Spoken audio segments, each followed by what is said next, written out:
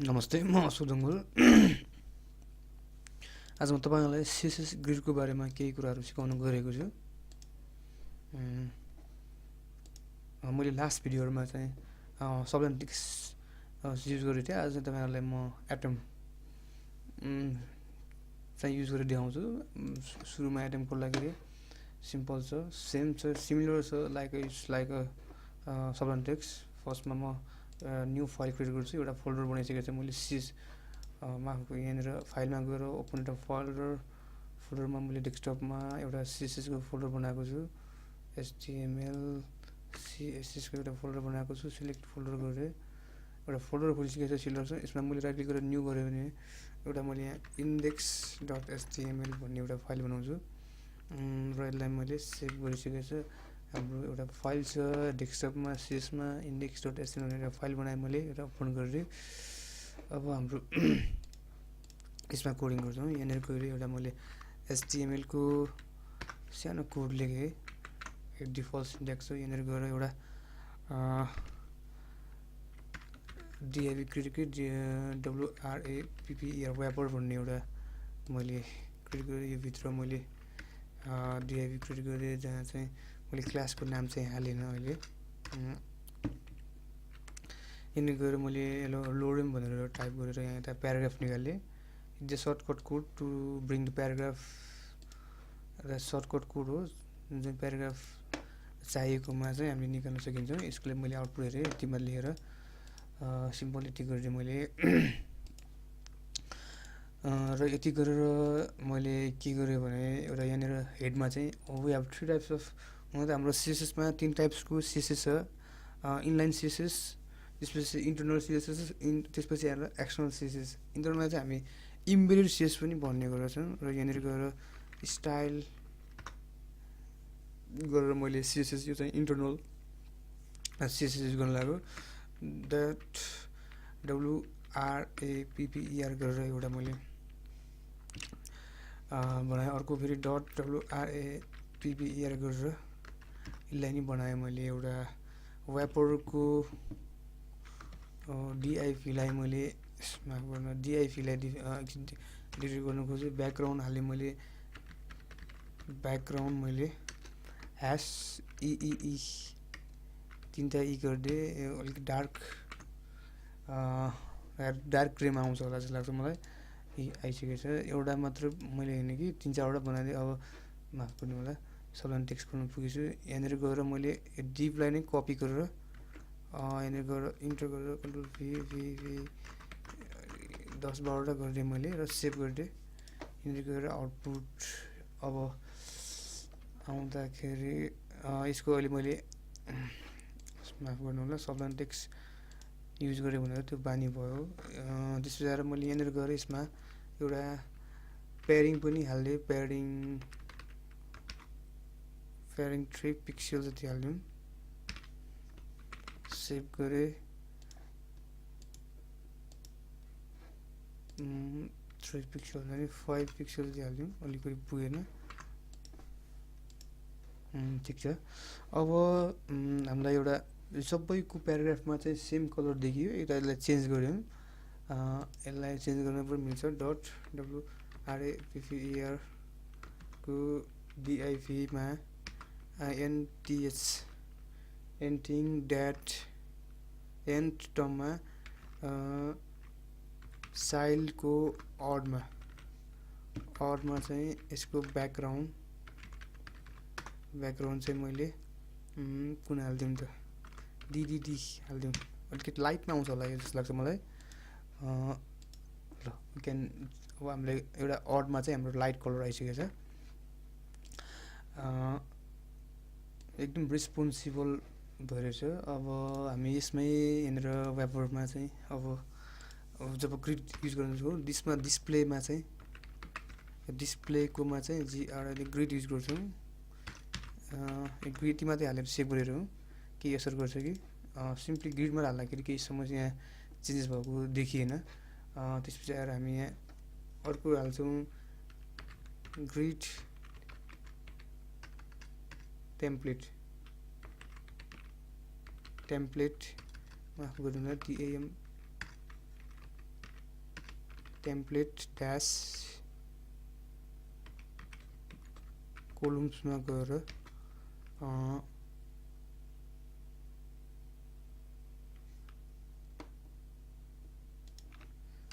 टेम्प्लेटमा गएर कोलम्समा गएर 20% एउटा अर्को 80% एउटा बनाए मैले यसलाई सेभ गरेर हेरौँ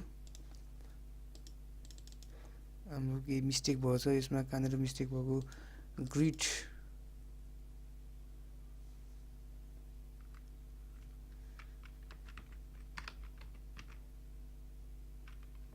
टेम्प्लेट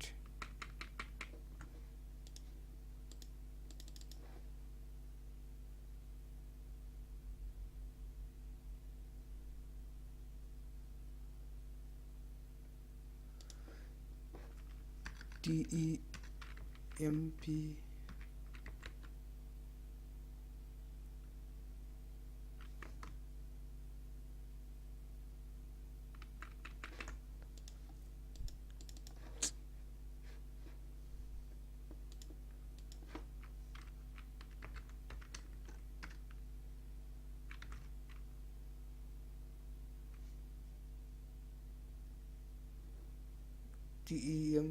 PLATE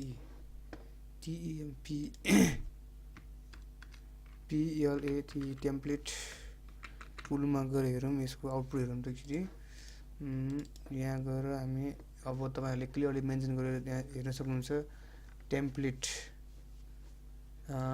ग्रिड टेम्प्लेट चाहिँ आइसकेको छ यो अलिकति इफेक्टिभ भएन यसलाई हामी चेन्ज गर्छौं यहाँ गएर मलाई यहाँ 60 र 40 गरिदिउँ यो 60% अर्को 40% गरौँ त्यसपछि हामी यो 60% र 40% गरेर हामीले अरु पनि चेन्ज गर्न मिल्छ जस्तै मलाई यहाँनिर यो मैले 20% गरे 2040 र एउटा अर्को यो पनि हाम्रो 100% हुनुपर्छ यो पनि 40% गरिदिए मैले तीनटा बनाए अब आउटपुट हेरौँ त यसको यस्तो यो एउटा हाम्रो मेथड भयो अर्को पनि we can use another method also slash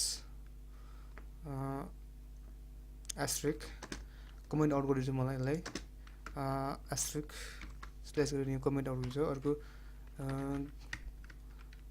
grid dash template dash COLUMNS कोलम्समा गएर 1 फ्र्याक्सन अर्को स्टेपमा 1 फ्र्याक्सन 2 फ्र्याक्सन फेरि 1 fraction we can use fraction also हामीले फ्र्याक्सन पनि हाल्न सकिन्छ यसमा तीनटा फ्र्याक्सन बीचको चाहिँ ठुलो र साइड साइडको चाहिँ चारवटा फ्र्याक्सन अझै हामीले 1 फ्र्याक्सन अझै एउटा थप्न पनि मिल्छ 1 जति पनि हामीले युज गर्न मिल्छ यसलाई 1 फ्र्याक्सन यसरी पनि गर्न सकिन्छ र यसलाई पनि 1 फ्र्याक्सन गरौँ चारवटा फ्र्याक्सनमा पनि डिभाइड गर्न मिल्छ टोटल साइडलाई हामीले यसरी तीनटा मात्रै गरौँ हाम्रो चारवटा अलिकति राम्रो देखिएन लुक्समा पनि तीनटा मात्रै गरे अहिले मैले तीनटाको आउटपुट हेरौँ त राम्रो देखिरहेछ हैन अब यसलाई हामीले मिनिमाइज गर्दा पनि यो हाम्रो ग्रिडमा हुने भएकोले रेस्पोन्सिबल हुन्छ हाम्रो मोबाइल लुकमा पनि ठिकै देखिन्छ हाम्रो ट्याब लुक्समा पनि र हाम्रो डेस्कटप बेसमा पनि राम्रो देखिन्छ यसमा एउटा सानो के गर्न सकिन्छ भने यो ग्रिड ग्याप पनि हाल्न सकिन्छ हामीले ग्रिड ग्यापमा मैले 1 EM हाल्ने ट्याक्कै स्पेसिङ आयो अटो स्पेसिङ आउँछ हाम्रो सबैमा अटो स्पेसिङ आउँछ र यसमा मैले एउटा प्याडिङ पनि हाल्दै प्याडिङ 1 EM प्याडिङ पनि 1 EM नै हाल्दै मैले पेट्रोलको प्याडिङ त्यो खासै इम्पोर्टेन्ट छैन प्याडिङ नहाल्दा पनि अलि उता स्पेस देखियो त्योबाट यो हटाइदिउँ अर्को भनेको हाम्रो यसलाई हामीले अर्को मिटरबाट पनि लेख्न सकिन्छ यो सेकेन्ड मिटर भयो यसलाई हामी फेरि कमेन्ट आउट गरिदिन्छौँ यसलाई मैले फेरि कमेन्ट आउट गरिदिएँ यहाँको कपी यसलाई पनि कमेन्ट आउट गरिदिएँ मैले यहाँनिर गएर यसलाई नै अघिल्लोको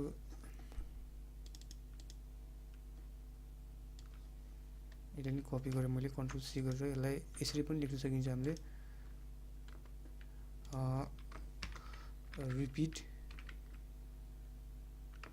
रिपिट गरेर 4 वटा 1 फ्र्याक्सन 3टा 1 फ्र्याक्सन पनि युज गरिन्छ 3 वटा 1 फ्र्याक्सन हाम्रो अलरेडी 3टा